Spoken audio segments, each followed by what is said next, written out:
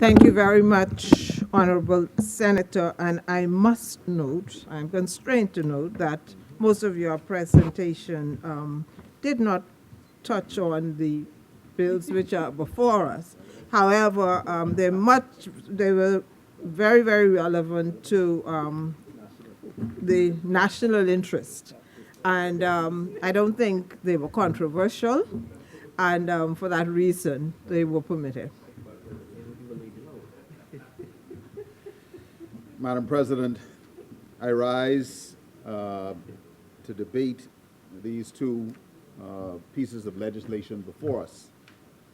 As you have so appropriately and graciously noted, the Honorable Senator, in his contribution, spoke to something that I must beg your indulgence to agree wholeheartedly and to extend my personal gratitude and the gratitude of this entire side to the men and women of the Royal Bahamas Police Force, the Royal Bahamas Defense Force, and all of the uniformed services for the incredible service that they provide to the people of this country.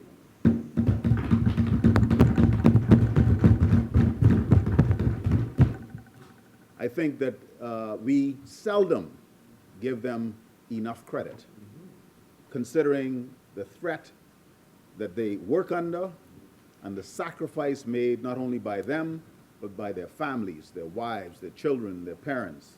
And so I join with you and the entire country in saying thank you to our officers. Madam President, I wish that I could be as supportive of these bills, but I think they represent in part what I call inadequate incrementalism.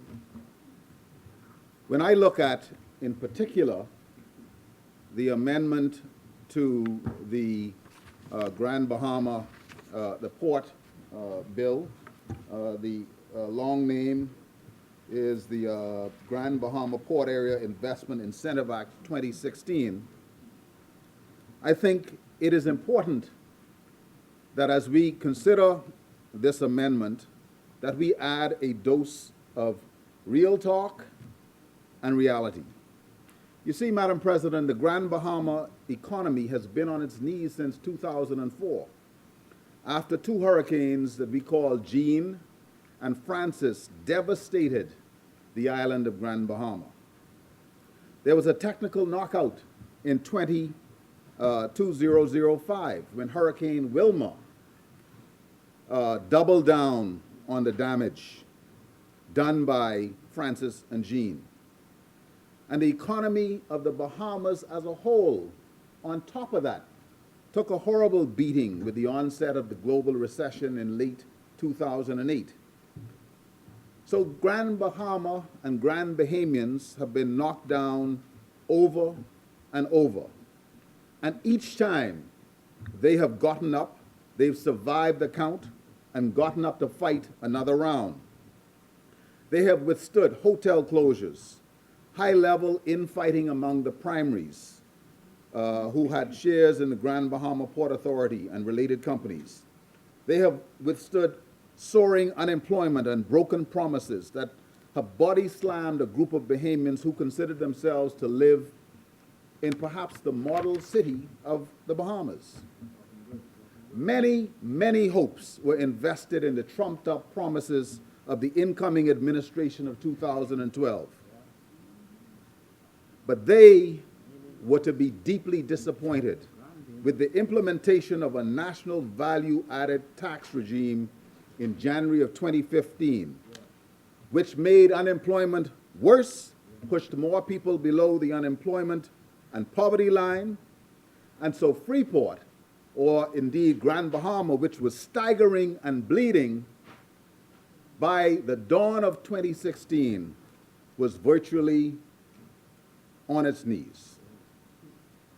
Then came Hurricane Matthew, Madam President, which I believe has landed a crushing blow to the people of Grand Bahama.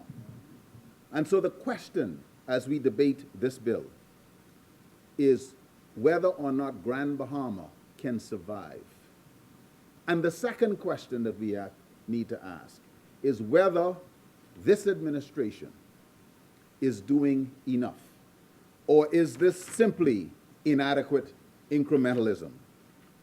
So we're here today to discuss the amendments to the Grand Bahama Port Area Investment Incentives, but I think that we need to go back.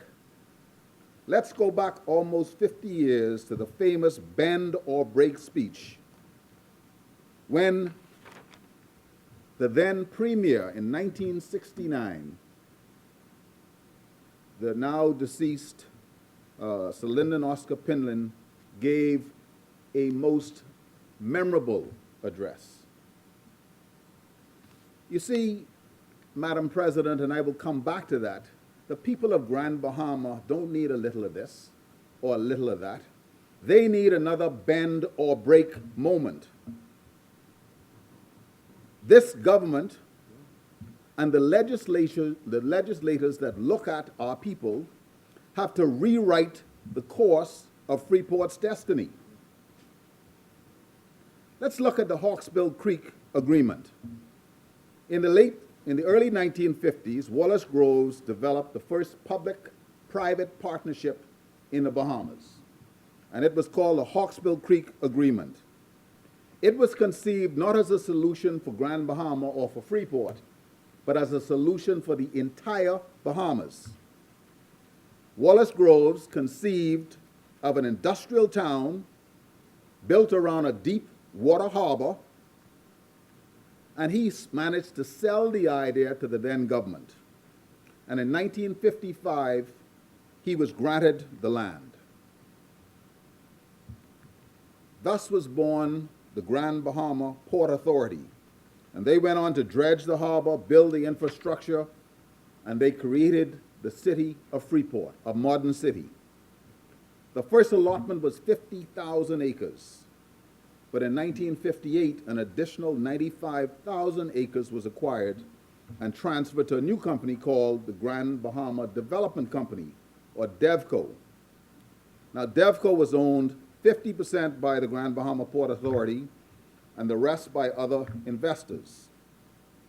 In 1959, Sir Charles Haywood acquired a 25% interest in the Grand Bahama Port Authority, and then there was some more exchanges in shares between the Port Authority and DevCo, but ultimately we had the creation of Lucaya, which was a housing and tourist resort development. That experiment, Madam President, bore fruit not only for Grand Bahama and Freeport, but for the entire Bahamas. Between 1964 and 1968, the population almost doubled. Tourism arrivals boomed. In 1968, there were 332,000 visitors to the Magic City, and Freeport became the industrial capital of the Bahamas. But the dark clouds started to drift in, even as early as the 1960s, when there was a rumor of the involvement of organized crime in the casinos, and the reputation of the Port Authority was damaged. There was significant industrial and economic development in Freeport, Madam President, but there was significant social disparity. Those listening can remember the glory days of the side opposite when they were indeed progressive and liberal. And they expressed opposition to many of the amendments to the Hawksbill Creek Agreement. At that time, they were truly interested in the welfare of the people, and they started to apply pressure to change the social order. Following independence in 1973, the new government began a program of Bahamianization that targeted these issues. The Grand Bahama Port Authority began to change. Now, this change was not well welcomed. In 1968, Wallace Groves took the Grand Bahama Port Authority public, and there was a share swap with a Filipino company, and the balance of the shares were now owned by a new company called Intercontinental Diversified Corporation. The government was enticed to accept this deal by being given 7.5% of the shares and a seat or partnership on the board. The government of the Bahamas imposed a number of restrictions on the Grand Bahama Port Authority, requiring immigration control, additional customs controls, and requiring approval from Nassau for licensing. When the Immigration Bill of 1970 put control of who worked in Freeport squarely in the hands of the Bahamian government, the Port Authority owners or shareholders left in large numbers. It is at this time that the meteoric progress of Freeport started to stall. Wallace Groves in that year sold the last of his shares to Jack Haywood. And after he left, management control of the port was in the hands of Haywood and his minority partner, Mr. Edward St. George. They then acquired the remaining shares, sold off many commercial interests, and embarked on a restructuring of the Port Authority by transferring all of the other assets into a separate entity called the Port Group Limited. And so this left the Grand Bahama Port Authority as nothing more essentially than an administrator, a licensing authority, and a regulator.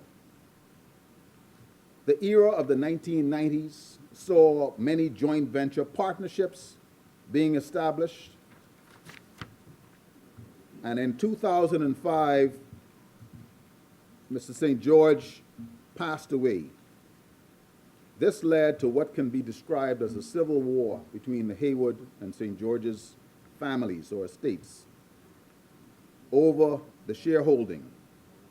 And it is this era that led to tremendous slowdown or inertia in the development of Freeport, Grand Bahama, and by extension, its contribution to the Bahamas. And so as we discuss today's amendment, and I refer to it as inadequate incrementalism, I say so because we are not addressing the fundamental issues that has plagued Freeport, Grand Bahama, and the Bahamas for now upwards of several decades. So when we look at the decline of Grand Bahama, we can look at the root causes and blame it on natural disasters. We can call them Jean, Francis, Wilma, and Matthew. There have been world macroeconomic events. There has been a civil war between the primaries in the Grand Bahama Port Authority. There has been concerns about a possible conflict of interest between the Grand Bahama Port Authority and its affiliates, the Port Group of Companies. Over successive administrations, there has been an uncomfortable relationship with the Grand Bahama Port Authority.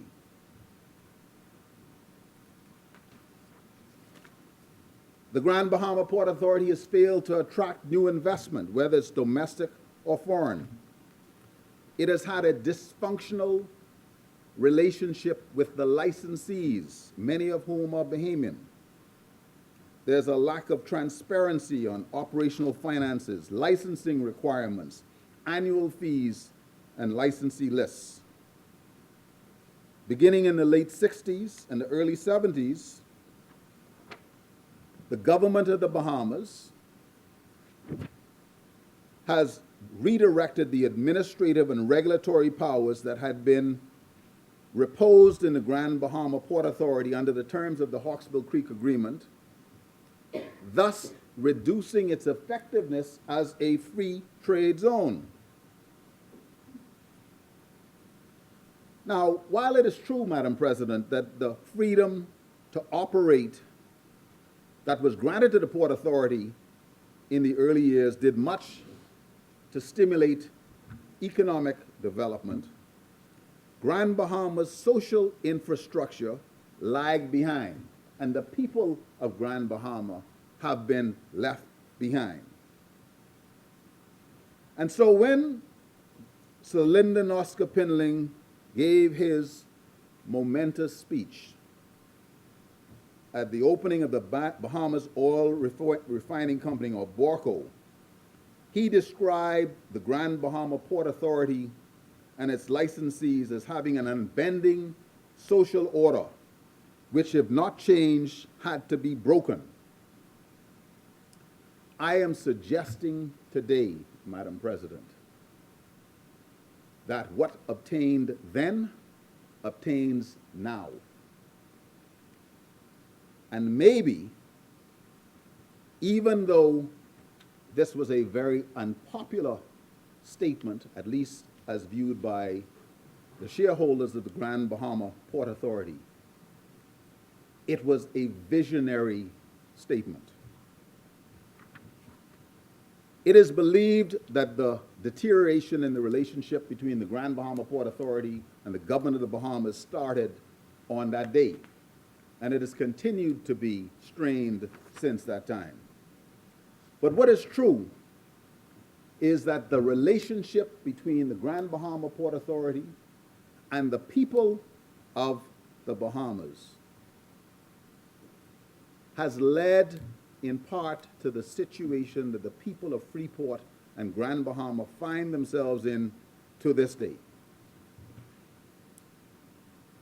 The Grand Bahama Chamber of Commerce has made a number of suggestions, and I quote them directly in terms of recommendations for the way forward. A suggestion that the Hawksbill Creek Agreement exemptions continue until 2054, that the Grand Bahama Port Authority be transferred to an independent stakeholder trust, that there is encouragement of the Port Group Limited and Hutchinson Wompar companies to engage in strategies for developing their joint investments, that there's support provided for Bahamian investors in Grand Bahama and Freeport in particular. There's development of a plan for socio-economic improvements in Grand Bahama, that small businesses in Grand Bahama are developed.